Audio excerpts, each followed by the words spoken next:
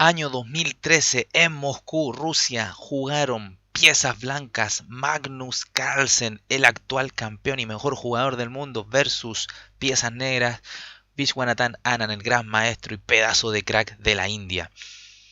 Inicia la partida con D4, continúa caballo F6, C4, E6, caballo C3, alfil B4, defensa Nimzo-India planteada, y Carlsen juega E3, la variante Rubinstein. Continuó enroque, caballo E2. La idea es que si las negras toman alfil por C3, continúa simplemente caballo por C3, ¿verdad? D5 continuó, A3 preguntándole al alfil qué es lo que quiere hacer, si tomar o retirarse. Anand juega alfil E7, Carlsen continúa C por D5, caballo por D5 y alfil D2. Ahora, si las piezas negras jugasen caballo por C3, las blancas continuarían alfil por C3, con un alfil que ya tendría una diagonal bastante más interesante y activa, apuntando con rayos X al enroque de Anand. El jugador de la India juega caballo D7, Magnus juega G3, claramente su intención es desarrollar su alfil por fianqueto. B6, Anand no quiere ser menos y quiere disputar esa diagonal.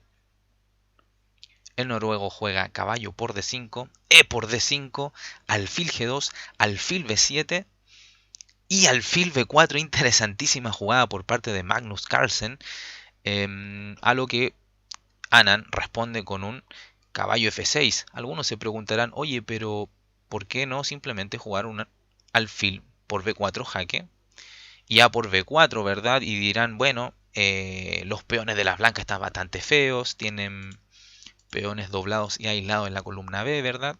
Pero es que es una jugada muy interesante porque Magnus tendría dominio total sobre la columna A, atacando a este peón retrasado en A7 y además controlando con los peones de D4 y B4 la casilla C5 y A5. Lo que sería ventajoso para las blancas y muy incómodo para las negras. Es por esto que Anand juega caballo F6 entonces. Continuó Magnus con enroque, torre 8 y ahora torre C1. Ubicándose esta torre en la columna semiabierta y presionando sobre el peón de C7, peón retrasado. Ante esto, Anand juega C6, siguió el noruego con alfil por E7, torre por E7, torre E1, dama D6 centralizando su dama Anand, caballo F4 y alfil C8. Anand aquí está intentando mejorar la posición de su alfil, que estaba algo pasivo en B7, al cuidado del peón en C6, y es que ahora con esta maniobra de alfil C8 busca mejores diagonales, bastante más amplias para su alfil. Y Magnus, que es un jugador que siempre toca las debilidades de su rival, juega dama A4, atacando C6 con dos piezas, dama y torre, contra apenas un defensor, que es la dama en D6. Así que Anand protege ese peón, juega torre C7 y Carlsen juega F3, preparando claramente un E4. Y si las negras no se dan cuenta, un E5 pinchando dama y caballo.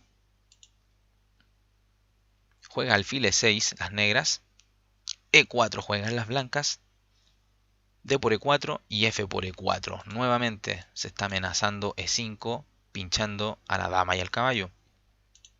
Es por esto que Anand juega dama D7.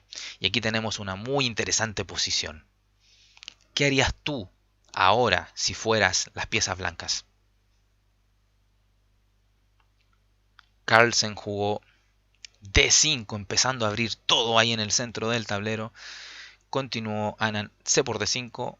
Carlsen cambia damas, dama por D7, torre por D7 juega Anand, caballo por E6 juegan las blancas y F por E6. Ahora juegan las blancas. ¿Qué harías tú en esta posición? Pon en pausa el video y encuentra la mejor jugada para Magnus Carlsen. ¿Estás listo? Carlsen jugó alfil H3 y esta jugada, que está claramente tocando N6 con un pincho al alfil y además con jaque, hizo que Anand se tomara cerca de 20 minutos para pensar la siguiente jugada. ¿Y cuál fue la siguiente jugada que hizo? Rey H8, puesto que si iba a proteger el peón con rey F7, continuaba E por D5, caballo por D5 y alfil por E6, ganando la partida.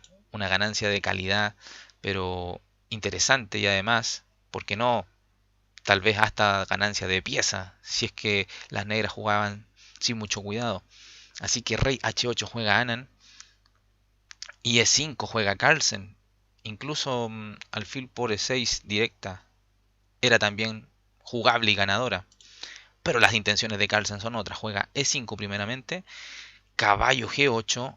Carlsen logra que el caballo de las negras se vuelva muy pasivo. Alfil por E6, amenazando torre. Torre del D al D8 y torre C7. Pedazo de torre en la séptima fila por parte de Magnus, dominando toda la séptima fila. Anand juega D4, Magnus juega la finísima alfil D7 y las negras abandonan. Ustedes se preguntarán por qué. Veamos las posibles continuaciones. Por ejemplo, si las negras jugaban caballo 7, continuaba un E6, por ejemplo. Si el rey quiere centralizar y juega rey G8, continúa torre D1 tocando en D4. Y si caballo D5 amenazando a la torre, simplemente un torre B7, por ejemplo, y a caballo F6, torre por D4. Y la ventaja de las blancas es bastante grande debido a que las negras cuentan con una torre súper pasiva en A8 que aún no se mueve de su casilla original, otra torre muy pasiva en D8 y Carlsen tiene una torre muy activa y venenosa en la séptima fila y además en B4 y un peón pasado que puede generar una dama en el futuro.